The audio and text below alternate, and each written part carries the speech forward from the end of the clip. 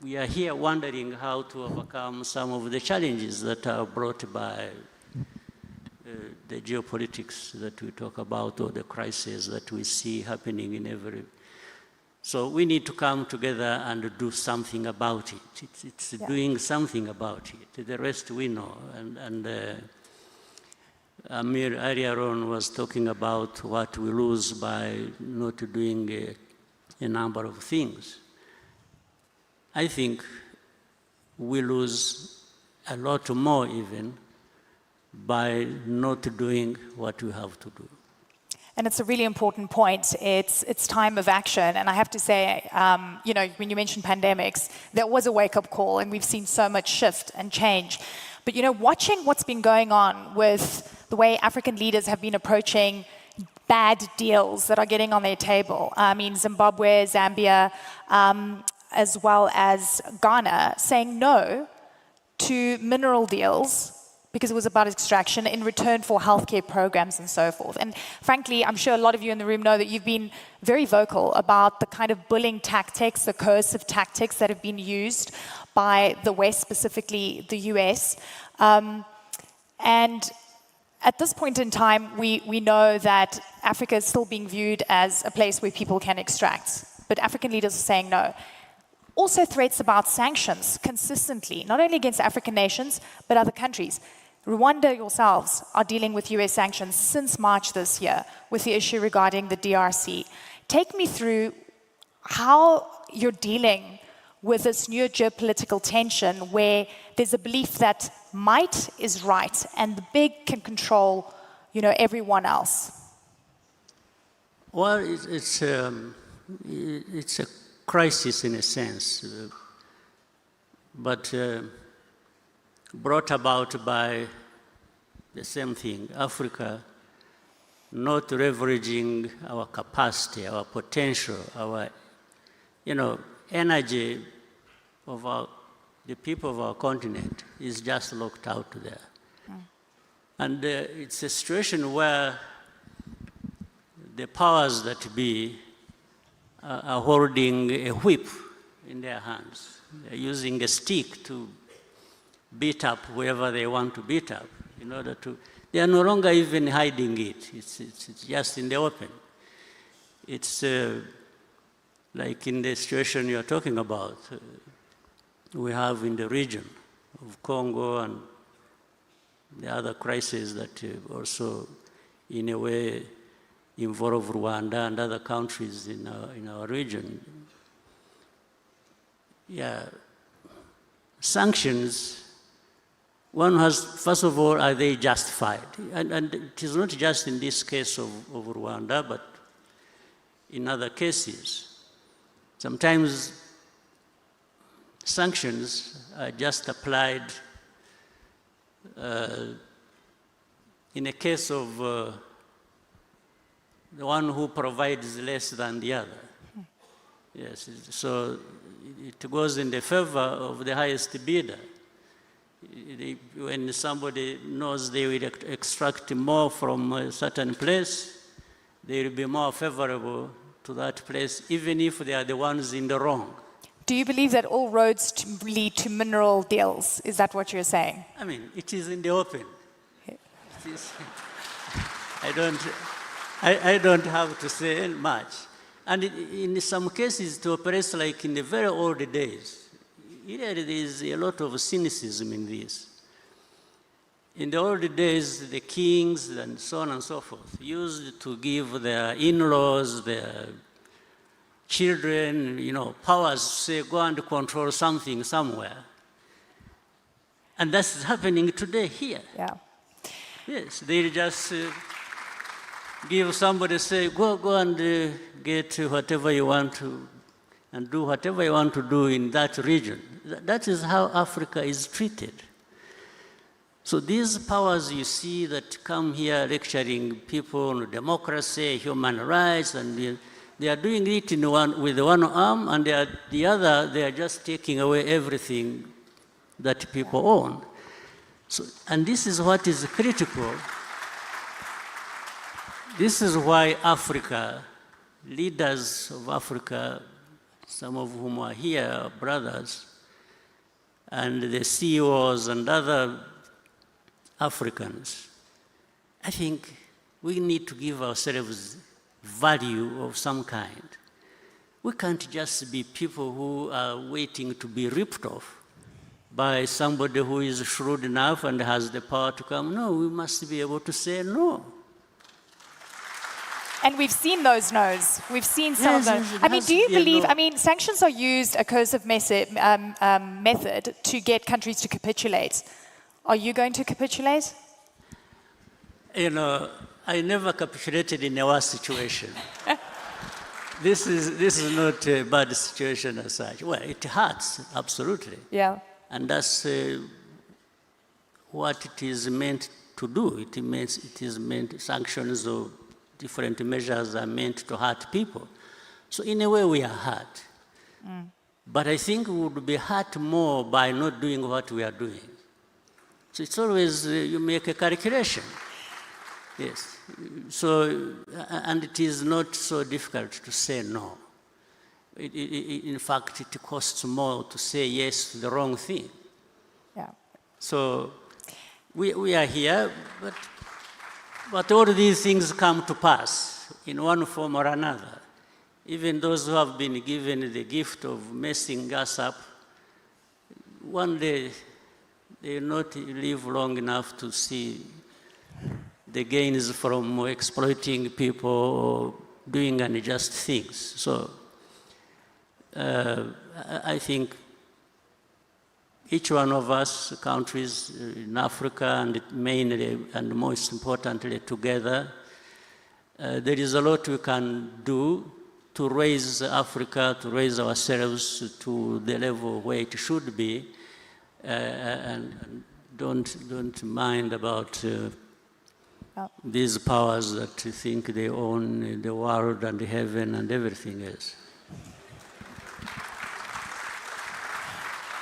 And I hear you loud and clear on the hypocrisy and the contradiction in terms of where international law applies to some when it suits and it's broken in other cases. We've seen so much of this. In a world where we're seeing the unraveling of the global world order as we know it, institutions are being challenged, they're being broken down. What is Africa's role, do you think, in this new world? Because it feels like it's never going to be the same again. You know, my view is that these pressures that we get from the rest of the world, Africa, I think, is being reminded to wake up. So the pressures are not entirely bad. I think they force Africa to look within for what we have, to actually do what we need to do, to find a good place for us in this world of those injustices and other challenges.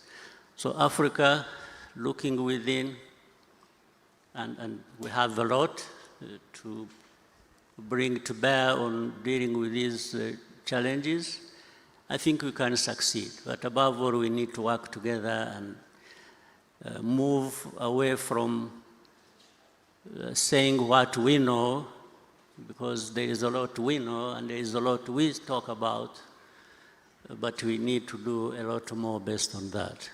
The private sector, I want to talk about scaling up or failing.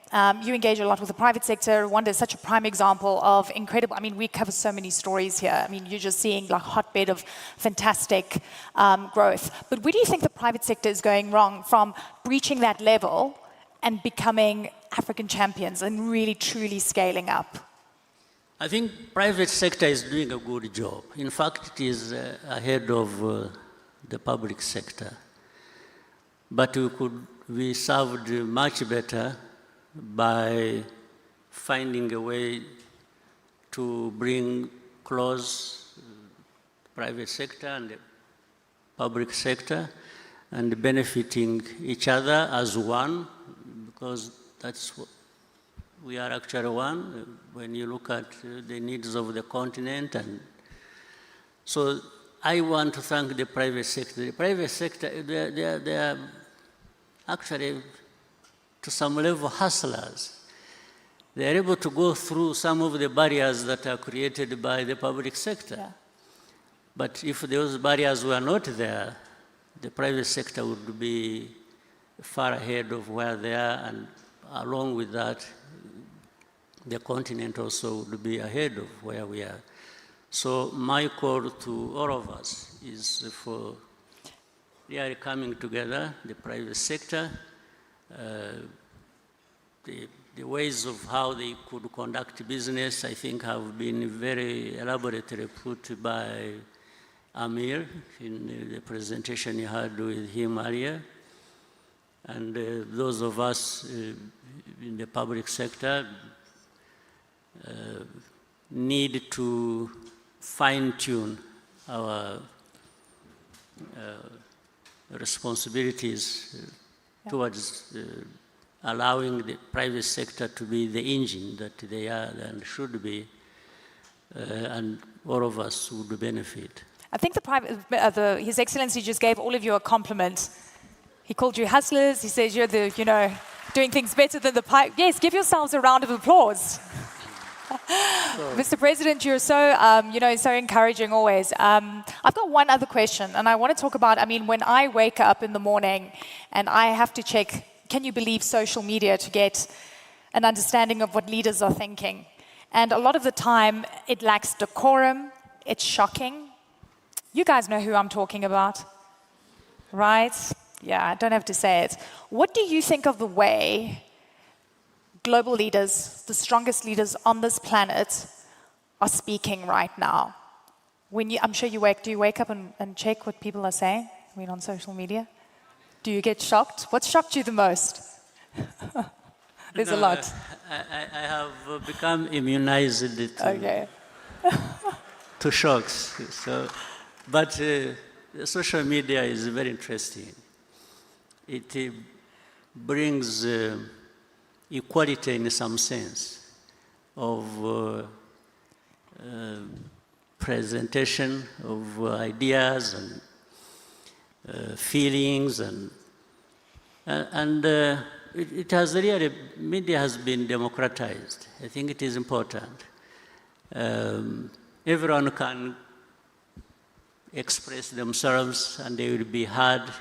If you are wrong, there will be somebody to tell you, say, no, that's not right. And when it is right, then people will say, wait a minute, I think there is a point here that we should be thinking about. So it has been so open that we have gone beyond having this narrow sense of being guided into things without sometimes thinking, or we are conditioned to believing even what is not right just because it has been said by somebody in the media. So it has sort of opened up space for everybody. So some of us also follow, and it's up to any individual to scan and try and make a sense of what you've heard, you are seeing, and it is a good way. You receive criticism, you receive advice, and so it remains the responsibility of any individual to decide how they build on that and benefit. You didn't answer my question about the shock factor. Were you shocked by some of the things you see? I'm not. I said I've been immunized. Immunized. I'm not shocked about. I understand where the world we live in. Yeah, it's changed, right? It's completely different. Yeah, for the 30-something years of my life, in the last 30 years, if you look at, I think, we come to understand there will be things that would otherwise be shocking, but they don't shock because we have been there. That's true. Mr. President, final word. What do you want people to walk away with from this forum as we say goodbye? Well, always it's a good opportunity, but I want people to know that each one of the people in this room and beyond have something to contribute and to benefit from, and benefit each other, and the continent has a lot that is not being put to good use, and it is up to us. It's not people from anywhere else to be able to raise ourselves to that level where we should be. Ladies and gentlemen, please help me thank His Excellency the President of Rwanda, Paul Kagame. What an honor to speak to you, sir. Thank you so much. Thank you very much. Thank you. Thank you. Thank you so much.